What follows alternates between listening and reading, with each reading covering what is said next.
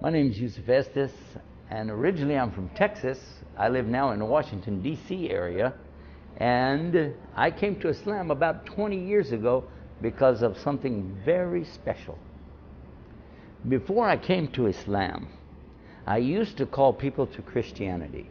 Everywhere I went, I would be carrying my Bible with me. I would have my salib or cross, and I even had a cap, a hat, that said Jesus, Isa, Jesus is Lord. Do you know, I didn't realize then how funny I must have looked. I didn't realize it.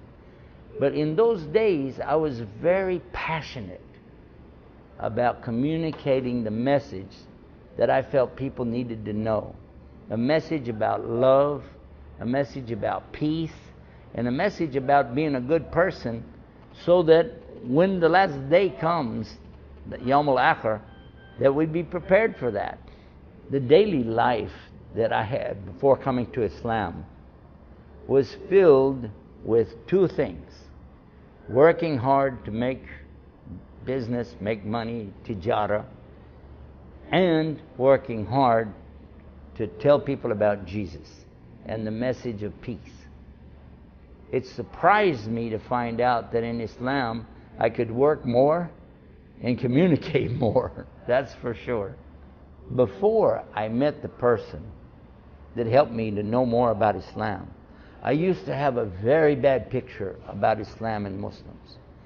In fact, I was so afraid to even meet a Muslim that when my father told me we'd be doing business with a Muslim, I said, no way. No, these guys, Muslims, they are terrorists, they are hijackers, they are kidnappers, and they don't believe in God. In fact, they're worshiping a black box in the desert, and they kiss the ground 5 times a day. That was the way I understood Islam. A very bad opinion, and a bad idea of how they treated women and how they treated children. I thought that really it was almost like they want to put everybody in prison. This was the idea that I had. But then I had never really met a Muslim until we started doing business with a man from Egypt.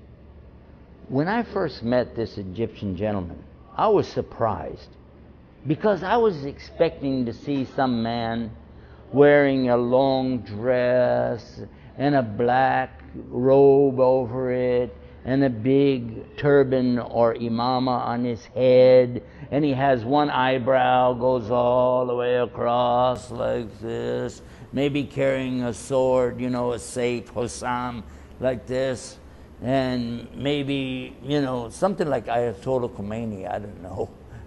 But then, when I met this man, I was so surprised. He was wearing normal clothes, and he looked as normal as anybody. He didn't even have a big beard. In fact, he didn't have any hair because he was even bald-headed. He was nice, a really nice person. And I thought right away, hey, I bet I can convert him to become a Christian. That was my idea. I'll make him become a Christian. But Allah had other plans. One of the things that really amazed me, you say in Arabic, ajib, ajiban, amazing, astonishing, was the way this man, although very quiet, gentle, kind, but what's amazing was the way that he every day he would do the salawatul khams. Every day, he would pray 5 times a day, on time. He would say, excuse me, I'll be right back. He would go and make wudu. Then, Allahu Akbar. Do his salah, some dhikr, dua, and come back to us and start working again. Every day, except 1 day a week. Yawmul Jummah, he stops everything. He said, I will be back in 2 hours. He would get ready and drive to the masjid, do his salah there, and come back. And it took almost a half hour just to get there. So that's why he had to take 2 hours off. But he would still come back and go right back to work again. So the man would work 7 days a week, but he would stop for his worship. Another thing that he did, he liked to fast, Saum, on Mondays and also on Thursdays. Then you would go to him and say, would you like this? You want some of this? So and so. He'd say, no, it's okay. I'm fasting. One amazing thing about him that even my father talked about was how honest he was in business. Anytime there was any business transaction whatsoever, he always made sure the customer got full value for whatever it was they were doing, and to be sure that they got the product that they were promised, and then the follow-up to be sure that they were happy. That was another thing that we really were amazed about. You know, I thought, if we make this man a Christian, we could make him a saint, maybe even an angel, because he's so sweet, so nice. But do you know what happened? One day, while I was trying to convert him, he asked us about the Bible. And so I said, yes, I have a Catholic priest who will come to my house. I was a Protestant. This is 2 different religions. And my father would be there with his Bible. So I have my Bible. My father has a different Bible. The Catholic has another Bible. And we'll sit there and try to talk to him about all this. But then we began saying, which Bible, between us. All the time, the Muslim, he's sitting there, quiet. So we ask him, well, how many versions, of that Quran do you have? He said, 1. Just 1. And it's still in Arabic. The way it came, it's perfect, nothing's missing. No words are missing. No pages are missing. Not even a dot is missing. So then we had another idea. Let's talk to him about God. But when we started to talk about God, he said, can you explain Trinity? Well, we try to explain how 3 could be 1. We get many examples, but none of them really hold up very good. Do you know that when we ask him, what do you guys say about God? He said, well, it's pretty simple. And he said what Allah said in the Quran, A'udhu billahi minash shaitanir rajim, Bismillahir Rahmanir Rahim, Qul huwallahu ahad, Allahu samad, lam yalid wa lam yulad, wa lam yakul lahu kufuwan ahad. And do you know, his argument was so strong, we just sat there like this. No expression. Imagine what a beautiful meaning this has when somebody knows. When they really know Allah, He is Ahad, unique, one, no partners. And He takes care of everything. And He has no father, He has no sons, He has no relatives, no daughters, no cousins, no uncles. And He is not like anything. He is Ahad, unique. Amazing. Many people ask me, how did you feel about being a Christian? What was it like to be a Christian? Did you ever have any doubts about Christianity? Well, actually, at one point in my life, I was so involved in Christianity, believing in it, that I thought it was everything, until I began to find mistakes in the Bible. serious mistakes in the Bible. And then it made me begin to doubt. Not doubt about God, no, but to doubt about the Bible. And what about Christianity? Some of the things that we think about when we talk about this subject is, why is it called Christianity? Because if it's called Christianity, it means you have to follow Jesus Christ. But what about all the people before that? They couldn't have known about him because he wasn't here. What about Adam, Abraham, Moses, David, Suleiman, all the prophets? And then what about Jesus himself? Did he say, I'm a Christian? Actually, I found in the Bible, it says that they were never called Christians until they took their message to Antioch. Long after Jesus was gone, long after Paul came into the religion and started changing things. Even then he said, we were never called Christians until after Antioch. Then I started thinking, if the name is not right, the book has some mistakes, I don't know. But when I looked at other options, other religions, I wasn't very impressed. I really wasn't. And I had not really heard anything about Islam. And I never met any Muslims.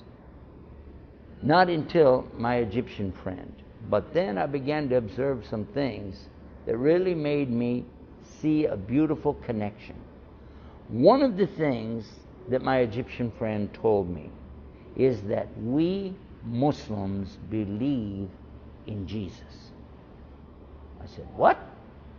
Because I know Jewish, you know, the Yahudi, they believe in Adam and Abraham and Isaac, Ishaq, Ishmael.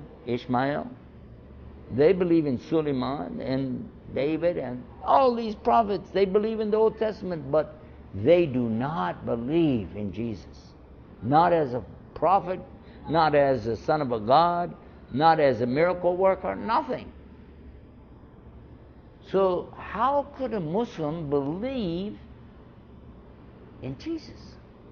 And he said, yes, we call him Isa. I said, okay, that's all right. It's similar to Jewish, Yeshua, Isa, Yeshua. Okay. He said, and do you know what? We know he's a miracle birth. Oh, the Immaculate Conception, mu'jiza from Allah. So, okay. And we know that he did miracles. Even when he was born, he could speak. Isa alayhi salam, he could speak when he was born. And he told the people he was a prophet. And he had a mission. I was like, really? I don't know that. And he did miracles. People that had skin disease, they were cured. People who couldn't walk, lame, they were cured. People that were blind, and they were cured. Even a dead man was brought back to life.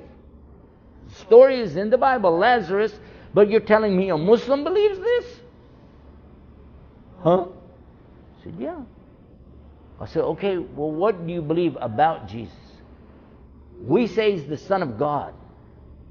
What do you say? He said, we say he's the Son of Mary. Oh yeah, that makes sense. He is the Son of Mary. He said, this way we don't have to try to resolve the issue of Son of God. Ibn Allah, a'udhu billah, astaghfirullah. Allah has a son, a'udhu billah. So this is where it really starts making you think. Muslims do believe so much, almost, it's almost exactly, almost, but maybe a little bit different. Because when we came to the subject of Son of God, he said, no. Son of Mary, yes. Mu'jiza, yes. Even the Kalimatullah, the Word of God, the Logos. When Allah wants anything, he just says, kun fayakun. Be, and it is. And that's how he created Jesus. And I thought, oh, it's in the Bible. The Kitab al-Maqdis, that's what it says. Be, and it is. And that's how he made him. So, Maryam is the mother, God is the creator. Exactly what my Muslim friend told me. I thought, oh, if this is the case, what else do you believe? He said, we believe he's not dead. He's with Allah, and he will come in the last day. Oh my God. I said, this man is going to be easy. I can convert him right now. This is almost the same thing. But then it happened. The big event happened. The Catholic priest friend of mine said, I want to go to the mosque. I want to see, what do they do? And he went to the mosque. When he came back, we said, come here. What are they doing there? Do they slaughter animals, dhabiha? Or do they make bombs, something? He said, no. He said, they line up, saf, then they stand like this. He said, like a monk or priest when they worship in silence. He said they were silent, stood like this. I said, really? He said, then they bow, ruku'. Then sajda. Then sitting, silent, not talking to each other, nothing, silent the whole time until Assalamu alaikum rahmatullah. Assalamu alaikum rahmatullah. I said, then? He said, they left. I said, what kind of music did they have? He said, they don't have any music. I said, what? How do you worship God with no music? I was a music minister. I'm wondering, how? No music? He said, no music. I got to know more about this. Well, I did. I learned a lot more about it. Do you know what happened next? It came my turn. I became very curious. So I began asking some hard questions to the Muslim. What do you say about this? What about so-and-so? I heard Muslims, they do so and such. And every time I asked him a question, he'd smile. And he would tell me so many nice things. And I would think, this is not the image I had in my mind. In fact, when I think about Isa alayhi salam, what was his character like? How did he act? How did he treat people? How? And I said to myself, this man, this Muslim, is acting more like Jesus than the Christians. He never drinks alcohol. He never smokes cigarettes. He never lies. He never cheats. He doesn't chase the women, if you know what I mean. No. In fact, when ladies come close, he puts his eyes down. I said, if Jesus was here, alayhi salam, this is what he would do. He would be like this man.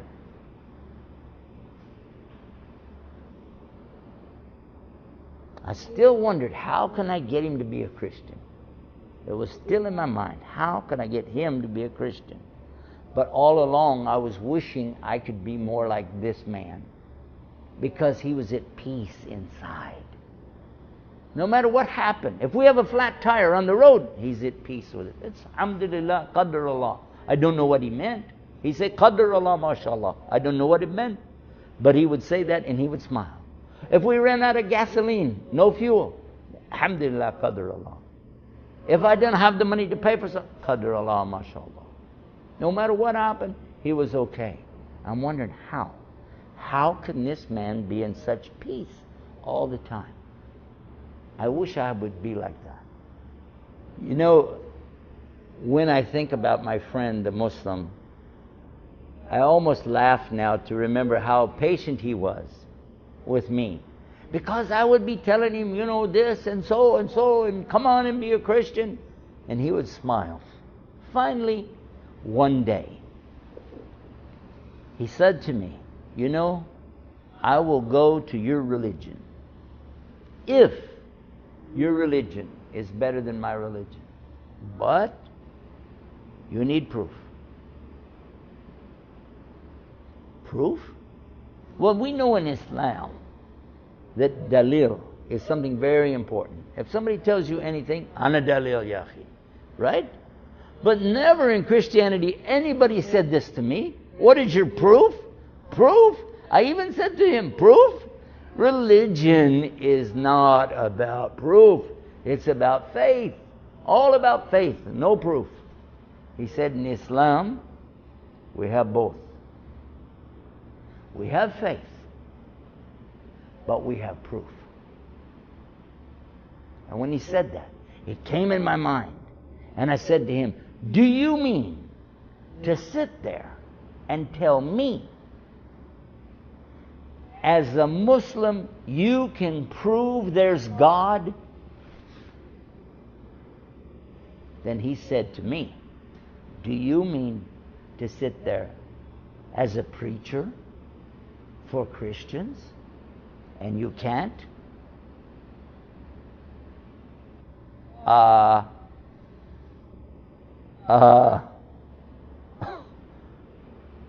what could I say?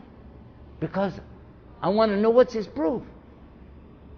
Because I never thought about proof for anything. Just you hear somebody say it, you believe it. If they said in the Bible it says so and so, you look and read, you never find it. Where does it say it? He said it, okay, I believe it. No, in Islam, every single word you must be able to prove or you don't say it. Allah said, Qala Allah wa Qala Rasul. This is the haqq of Islam. Qala Allah, the Quran, wa Qala Rasul, the hadith, Sahih hadith, Bukhari, Muslim. And when he would explain, my Muslim friend, he would explain Islam to me, he would tell me, in Quran, Allah said, and he would say the Arabiya. I don't know Arabic. Zero. No Arabic. In those days, I didn't know one word. Not even Salaam Alaikum. Nothing.